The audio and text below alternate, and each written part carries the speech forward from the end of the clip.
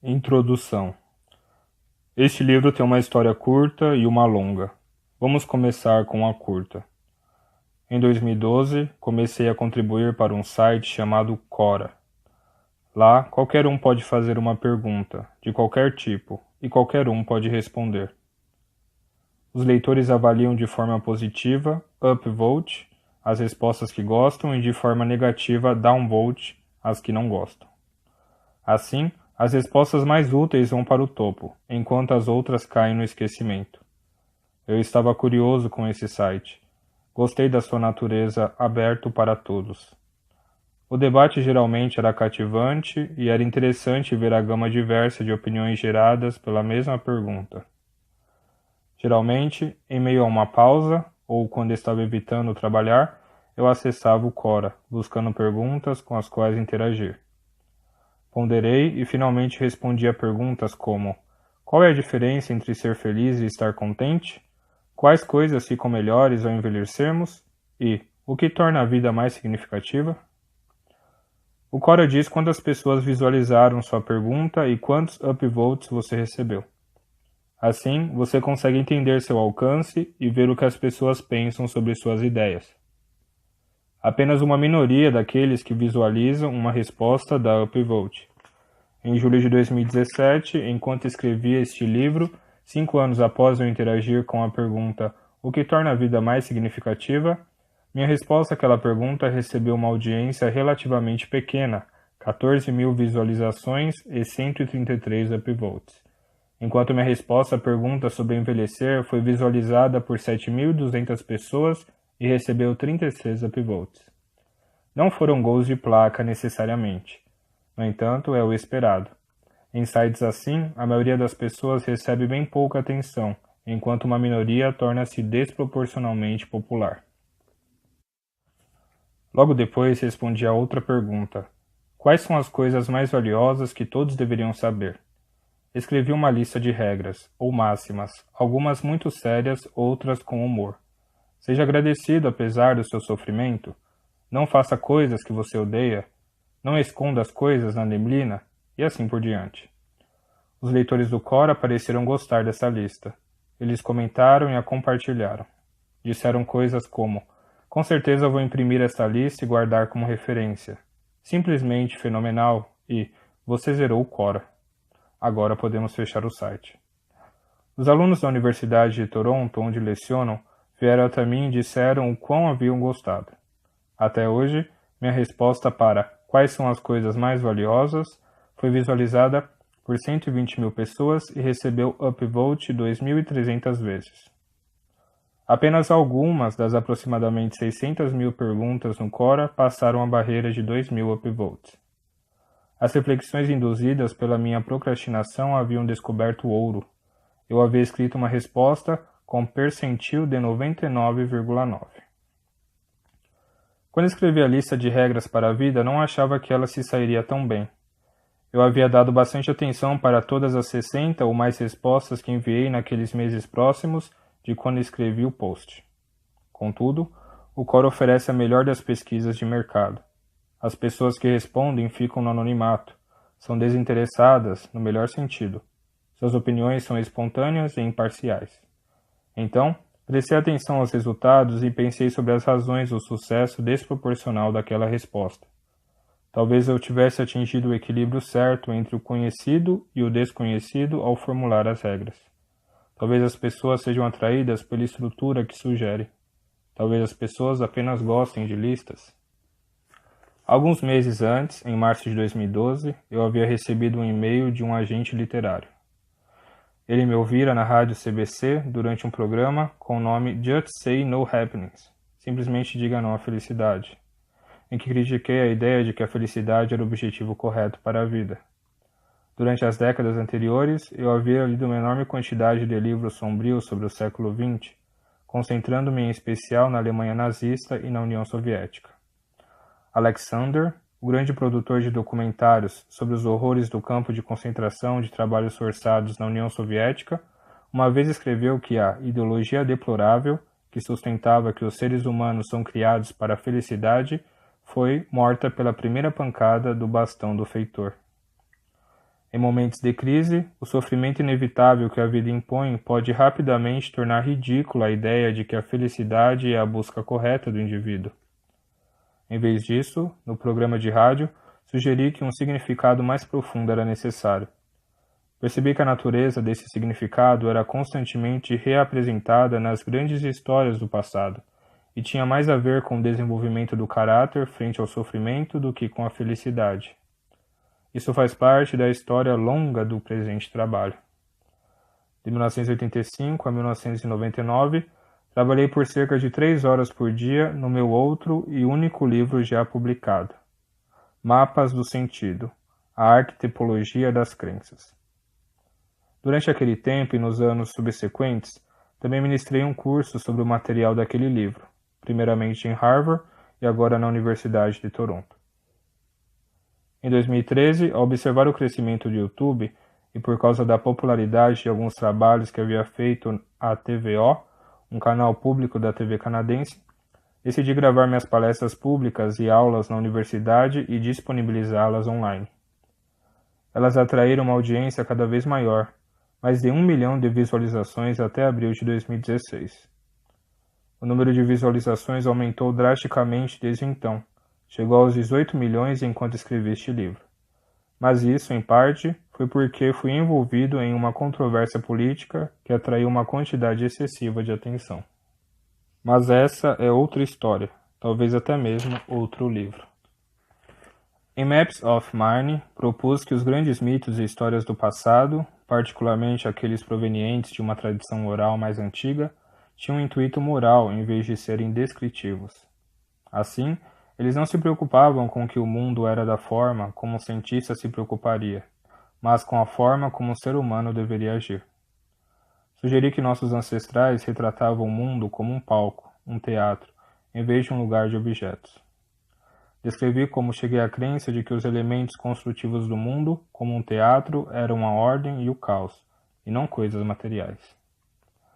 A ordem acontece quando as pessoas ao seu redor agem de acordo com normas sociais bem compreendidas e mantêm-se previsíveis e cooperativas. É o mundo da estrutura social, do território explorado e da familiaridade. O estado da ordem é tipicamente retratado, simbolicamente, no imaginário, como masculino. É o rei sábio e o tirano para sempre vinculados, assim como a sociedade é simultaneamente estrutura e opressão. O caos, em contraste, é onde ou quando algo inesperado acontece. O caos emerge de maneira trivial quando você conta uma piada em uma festa com pessoas que acha que conhece, e um calafrio silencioso e constrangedor paira sobre o grupo. O caos é o que emerge mais catastroficamente quando você de repente fica sem emprego ou é traído por um companheiro. Como antítese da ordem, simbolicamente masculina, ele é apresentado no imaginário como feminino. É o novo e imprevisível que surge, de repente, no seio do cotidiano familiar. É a criação e a destruição, a fonte de coisas novas e o destino dos mortos, assim como a natureza em oposição à cultura é simultaneamente nascimento e morte. A ordem e o caos são o Yang e o Yin, do famoso símbolo taoísta, duas serpentes da cabeça ao rabo. A ordem é a serpente branca, masculina, o caos, sua equivalente feminina, preta.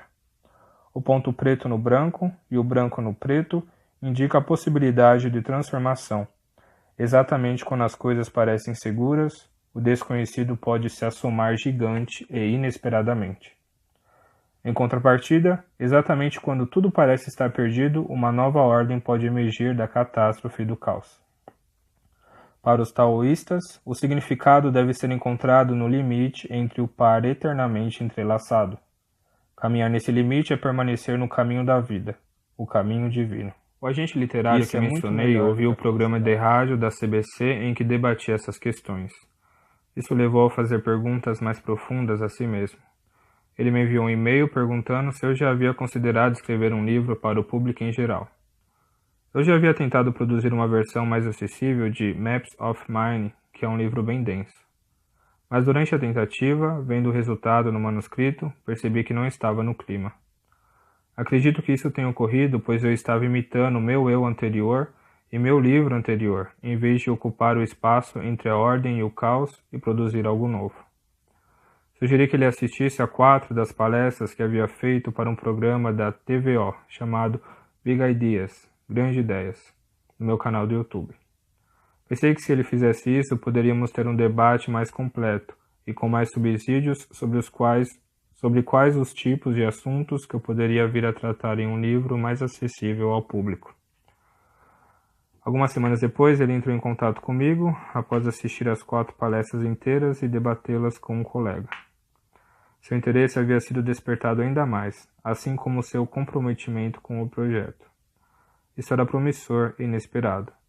Sempre fico surpreso quando as pessoas respondem positivamente ao que estou dizendo, considerada sua natureza séria e estranha. Fico maravilhado por terem me permitido, e até mesmo encorajado, ensinar aquilo que tinha ensinado primariamente em Boston e agora em Toronto. Sempre achei que se as pessoas realmente percebessem o que eu estava ensinando, seria um inferno. Você mesmo pode decidir se existe alguma verdade nisso após ler este livro. Ele sugeriu que eu escrevesse uma espécie de guia sobre o que uma pessoa precisa para viver bem, seja lá o que isso significasse. Imediatamente pensei na minha lista do Quora. Durante esse período, havia escrito mais alguns pensamentos sobre as regras que havia postado. As pessoas tinham respondido positivamente a essas novas ideias também. Dessa vez, pareceu ser uma boa ideia unir minha lista do Quora com as ideias da minha nova agente. Meu novo agente. Então enviei a lista para ele. Ele gostou. Naquele mesmo período, um amigo e ex-aluno meu, o romancista e roteirista Greg Hurwitz, estava pensando em escrever um novo livro, que viria a ser o suspense e best-seller O Órfão X. Ele gostou das regras também. A protagonista feminina do seu livro, Mia, colocava uma seção das regras na porta da geladeira, uma de cada vez, em momentos do romance em que elas pareciam apropriadas. Essa foi outra evidência apoiando minha suposição de que elas eram atraentes. Sugeriu a gente que eu escrevesse um breve capítulo sobre cada uma das regras. Ele concordou. Então escrevi a proposta do livro com essa sugestão. Porém, quando comecei a escrever os capítulos de fato, eles não eram nada breves. Eu tinha muito mais a dizer sobre cada regra do que inicialmente imaginei. Isso ocorreu em parte porque eu havia gastado muito tempo pesquisando meu primeiro livro, estudando história, mitologia, neurociência, psicanálise, psicologia infantil, poesia e seções grandes da Bíblia. Li, talvez até tenha entendido, muito do Paraíso Perdido, de Milton, do Fausto, de Goethe e do Inferno, de Dante. Juntei tudo isso, seja para o melhor ou para o pior, tentando tratar de um problema complexo, a razão ou razões para o impasse nuclear durante a Guerra Fria. Não conseguia entender como sistemas de crença poderiam ser tão importantes para as pessoas a ponto de elas estarem dispostas a arriscar destruir o mundo para protegê-los. Vim a perceber que os sistemas de crença compartilhadas tornavam as pessoas inteligíveis umas para as outras e que eles não envolviam apenas a crença. As pessoas que vivem sob o mesmo código são consideradas previsíveis umas para as outras. Agem de forma a manter as expectativas e os desejos uns dos outros.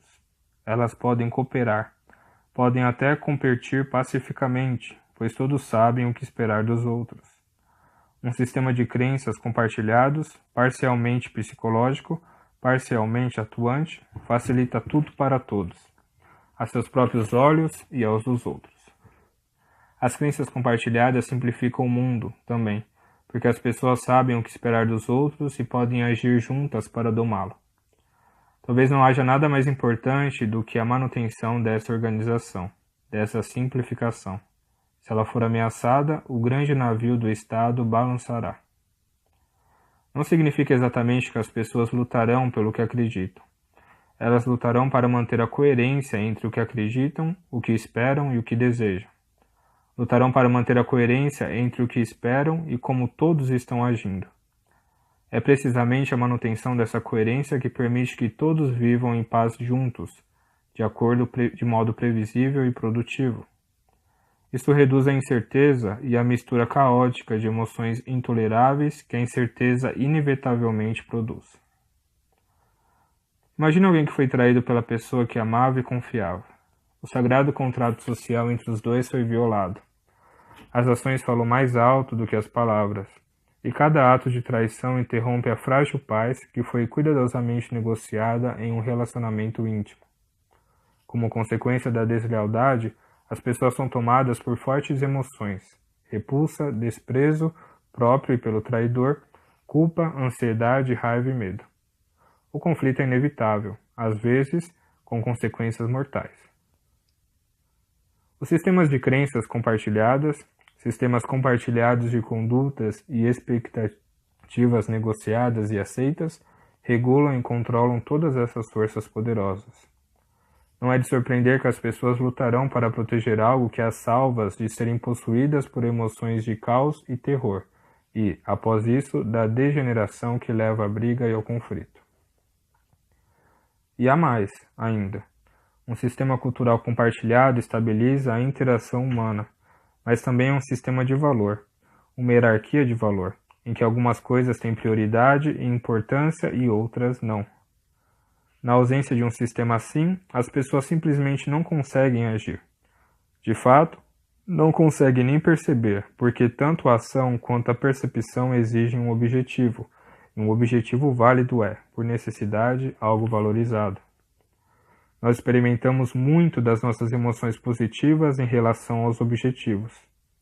Não seremos felizes, tecnicamente falando, a menos que percebamos que estamos progredindo, e a própria ideia de progresso sugere um valor. Ainda pior é o fato de que o sentido da vida, sem um valor positivo, não é simplesmente neutro. Como somos vulneráveis e mortais, a dor e a ansiedade são partes integrantes da existência humana. Temos que ter algo com o que combater o sofrimento intrínseco ao ser. Temos que ter o sentido inerente a um sistema profundo de valor, ou o horror da existência rapidamente se torna mais importante.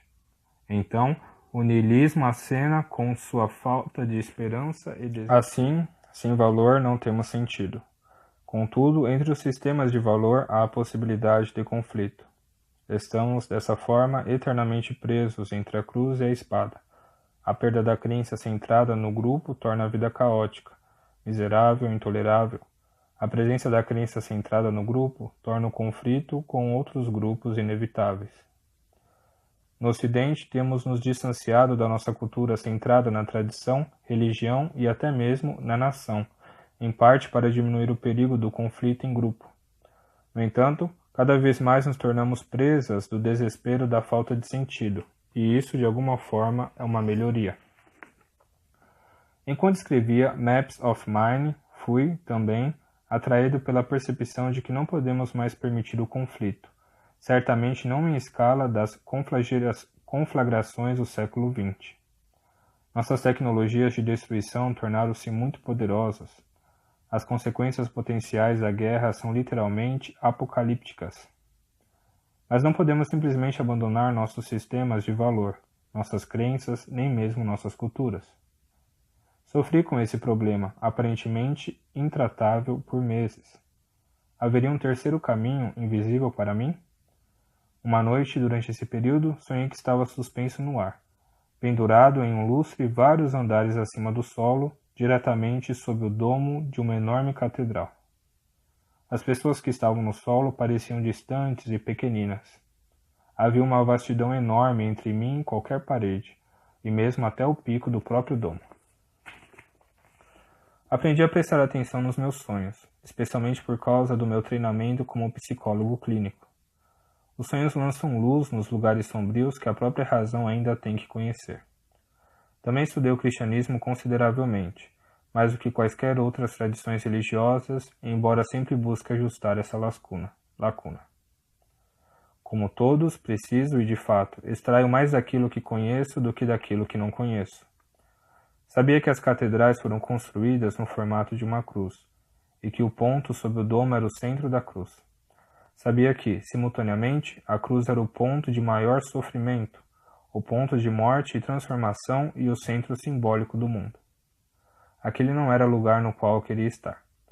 Consegui descer das alturas, do céu simbólico, de volta ao chão seguro, familiar e anônimo. Não sei como. Então, ainda no meu sonho, voltei à minha cama no quarto e tentei retomar o sono e a paz da inconsciência. Porém, enquanto relaxava, conseguia sentir meu corpo sendo transportado. Um vento forte estava me dissolvendo, preparando-se para me lançar de volta à catedral, para me colocar novamente naquele ponto central. Não havia escapatória. Estava em um verdadeiro pesadelo. Forcei-me a acordar. A cortina atrás de mim balançava por sobre os travesseiros. Meio acordado, olhei o pé da cama. Vi as grandes portas da catedral. Forcei-me a acordar e elas desapareceram. Meu sonho havia me colocado no centro do próprio ser e não havia escapatória. Levei meses até entender o que isso significava. Durante esse tempo, tive uma percepção mais completa e pessoal daquilo que as grandes histórias do passado continuamente insistem. O centro é ocupado pelo indivíduo. O centro é marcado pela cruz, como um X em um mapa. A existência naquela cruz é sofrimento e transformação, e esse fato, acima de todos, precisa ser aceito voluntariamente. É possível transcender a adesão servil ao grupo e suas doutrinas e, simultaneamente, evitar as quedas do seu extremo oposto, o niilismo. É possível encontrar sentido suficiente na consciência e experiência do indivíduo. Como o mundo poderia ser liberto do terrível dilema do conflito, por um lado, e da dissolução psicológica e social, por outro? Eis a resposta. Através da elevação e do desenvolvimento do indivíduo e da disposição de cada um para levar o ser em seus ombros e escolher o caminho do herói. Cada um de nós deve aceitar tanta responsabilidade quanto possível pela vida individual, pela sociedade e pelo mundo. Cada um de nós deve dizer a verdade, corrigir o que está errado e quebrado e recriar o que está velho e desatualizado. É dessa forma que podemos e devemos reduzir o sofrimento que envenena o mundo. É pedir muito, é pedir tudo. Mas a alternativa, o horror da crença autoritária, o caos do estado falido, a catástrofe trágica do mundo natural desenfreado, a angústia existencial e a fraqueza do indivíduo sem propósitos é claramente pior. Tenho pensado e dado palestras sobre tais ideias por décadas. Construí um vasto arsenal de histórias e conceitos referente a elas. No entanto, em momento algum alego que estou inteiramente correto ou completo na minha linha de raciocínio. Ser é muito mais complicado do que qualquer um pode saber, e eu não tenho a história toda. Estou simplesmente oferecendo o melhor que posso. De qualquer modo, a consequência de toda a pesquisa e pensamento prévios foi a série de artigos que finalmente se tornou este livro. Minha ideia inicial era escrever uma história curta para cada uma das 40 respostas que eu havia fornecido ao Quora. Essa proposta foi aceita pela Penguin Random House, Canadá. Contudo, ao escrevê-las, reduzi o número de respostas para 25, depois para 16 e finalmente para as 12 atuais. Estou editando as remanescentes com a ajuda e o cuidado do meu editor oficial. Demorei bastante tempo para decidir o título. 12 regras para a vida. O antídoto para o caos. Por que esse se destacou dos outros? Primeiro e principalmente por sua simplicidade. Ele indica claramente que as pessoas precisam de princípios ordenadores e que, de outra maneira, o caos começa a acenar. Precisamos de regras, padrões, valores, sozinhos e coletivamente. Somos animais que vivem em bando, bestas de carga. Precisamos carregar um fardo para justificar nossa existência miserável. Precisamos de rotina e tradição. Isso é ordem. A ordem pode se tornar excessiva, e isso não é bom, mas o caos pode nos afogar, e isso também não é bom. Precisamos permanecer num caminho reto e estreito. Cada uma das 12 regras deste livro e as histórias que as acompanham, portanto, oferecem um guia para se estar lá. Lá é a linha divisória entre a ordem e o caos. É lá onde somos, ao mesmo tempo, suficientemente estáveis, exploradores, transformadores, reparadores e cooperadores. É lá onde encontramos o sentido que justifica a vida e seu sofrimento inevitável. Talvez, se vivêssemos corretamente, conseguiríamos tolerar o peso da nossa autoconsciência. Talvez se vivêssemos corretamente, conseguiríamos resistir ao conhecimento da nossa própria fragilidade e mortalidade, sem um sentido de vitimização agravado, o que produz, primeiramente, o ressentimento, depois a inveja e, então, o desejo por vingança e destruição. Talvez, se vivêssemos corretamente, não tivéssemos de nos voltar à certeza do totalitarismo para proteger a nós mesmos do conhecimento de nossa própria insuficiência e ignorância. Talvez conseguíssemos evitar esses caminhos para o inferno, e vimos, no terrível século XX, quão real o inferno pode ser.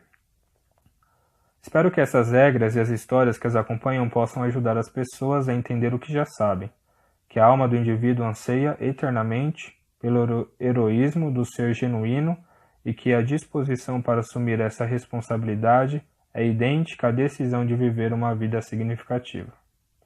Se cada um de nós viver corretamente, prosperaremos coletivamente. Desejo melhor a todos ao percorrerem essa página. Dr. Jordan B. Peterson.